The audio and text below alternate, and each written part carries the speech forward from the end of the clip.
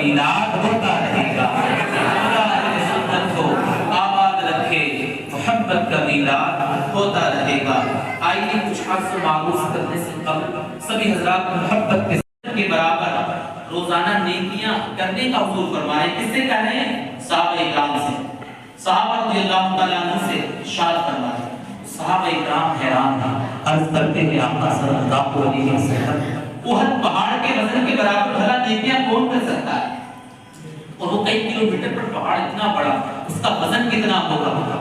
تو میرے آقا مسکرائے، سبحان اللہ۔ جب حضور مسکراتے تھے تو حضور کی مسکراہٹ کی عکاسی بریلی کے امام نے اپنا قلم اٹھایا اور کہا کہ جس کی تسکی سے روتے ہوئے ہنس پڑے اس تبسم کی عادت پہ لاکھوں سلام۔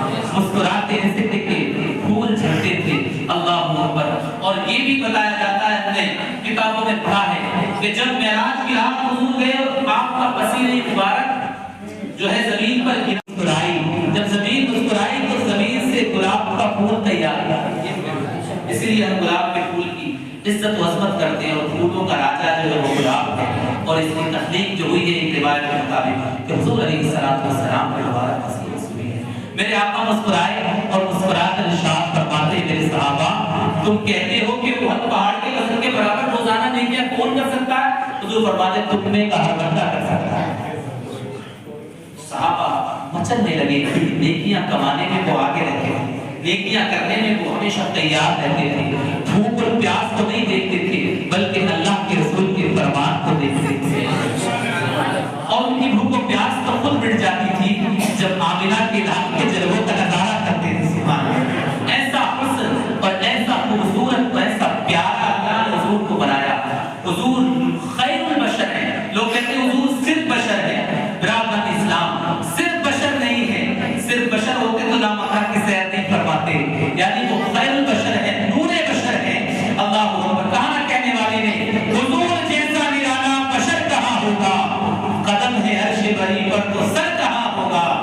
اور قدم ہے عرش بری پر تو سر کہاں ہوگا؟ وہ کہتے ہیں میں جاؤں قبر میں یا جاؤں میں طیبہ، کوئی بتا دے کہ بہتر سفر کہاں ہوگا؟ مدینے جائیں گے تو حضور کے روزے کا دیدار ہوگا، حضور کے سبز گنبد کا دیدار ہوگا۔ اور اگر عشق مضبوط ہوگا اور آنکھوں سے آنسو جمع ہوں گے تو حضور کے جلووں کا دیدار بھی ہو جائے گا۔ لیکن یہ یاد رکھیں کا گنبد کا دیدار ہوگا، لیکن قبر میں جائیں گے مرنے کے بعد تو حضور کے جلووں کا دیدار ہوگا۔ سبحان اللہ، اسی لیے شاعر کہتا ہے حضور جیسا نرالا بشر کہاں ہوگا؟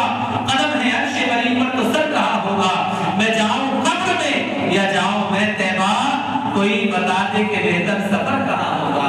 تو مومن اللہ کی عبادت کرتا ہے تو اللہ تبارک و تعالیٰ اس سے راضی ہوتا ہے۔ سبحان اللہ، تو اس براق کا رونا پسند آ گیا۔ بتایا جاتا ہے اس براق کو اتنا حسن دیا گیا، اتنا حسین و جمیل اس کو بنا دیا گیا، سبحان اللہ سبحان اللہ، کہ پھر اس پر سوار ہمارے آقا ہوئے۔ سبحان اللہ، تو حضور کی محبت میں رونا کام آتا ہے، جو حضور کی محبت میں آنسو بہاتا ہے اس کا آنسو بہانا کام آتا ہے۔ آپ نے بریلی کے امام کی بات نہیں پڑھی، بتایا جاتا ہے کہ جب آپ گئے تھے مدینہ شریف زیارت کے لیے اور آپ کے خلیفہ جن کو سید ضیاء الدین مدنی رحمۃ اللہ تعالیٰ علیہ کہا جاتا ہے، ان کے در پر قیام کرنا ہے، اللہ اکبر، اور تہجد کا وقت ہے، سبحان اللہ، اور تہجد کا وقت میں آپ نے حضور کی ایک نعت لکھی، سبحان اللہ، حضور کی نعت لکھی، اور نعت لکھنے کے بعد کہا ضیاء الدین چلو یہ نعت حضور کو سنائیں گے، چل کے سبحان اللہ، حضور کو سنائیں گے، اور کہتے ہیں کہ جب تک حضور کا دیدار نہیں ہوگا میں نہ کچھ کھاؤں گا نہ پیوں گا اور نہ وہاں سے اٹھوں گا۔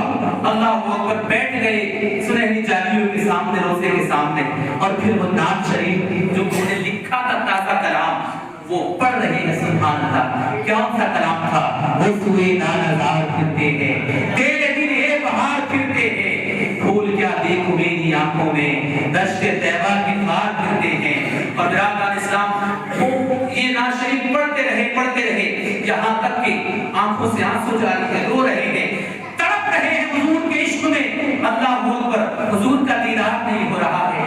آپ کے خلیفہ حضرت ضیاء الدین مدنی رحمۃ اللہ تعالیٰ بھی موجود ہیں، اور پھر اپنے خلیفہ کی طرف مخاطب ہو کر بریلی کے امام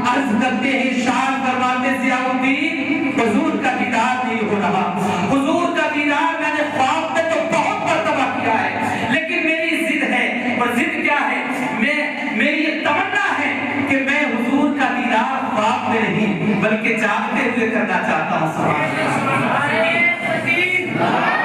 یہ کہنا تھا تو ضیاء الدین بدری رحمۃ اللہ تعالیٰ علیہ کہتے ہیں کہ میں نے خود بخود سنہری جامیوں کے دروازے کھلتے دیکھے اور بریلی کے امام کو مصطفیٰ کے قدموں سے لگتے دیکھا، پھر میں پکار پکار کر کہہ رہا تھا اب ہر کوئی پوچھے گا تیری بات رضا، اب ہر کوئی پوچھے گا تیری بات رضا، تیرے عاشق ہزار پھرتے ہیں وہ سوئے لال ہزار پھرتے ہیں، تیرے دن ایک بہار پھرتے ہیں۔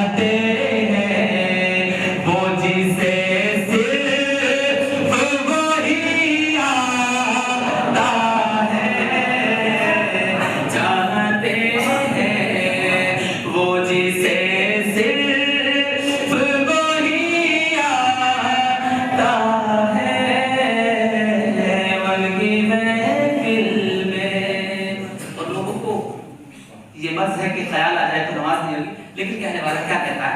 ہم عاشقوں کی کیا بات ہے سبحان اللہ، ہم اس سے کہتے ہیں یہ بتا کیسے نہیں آتا تجھے ان کا بیان، یہ بتا کیسے نہیں آتا تجھے ان کا خیال، ارے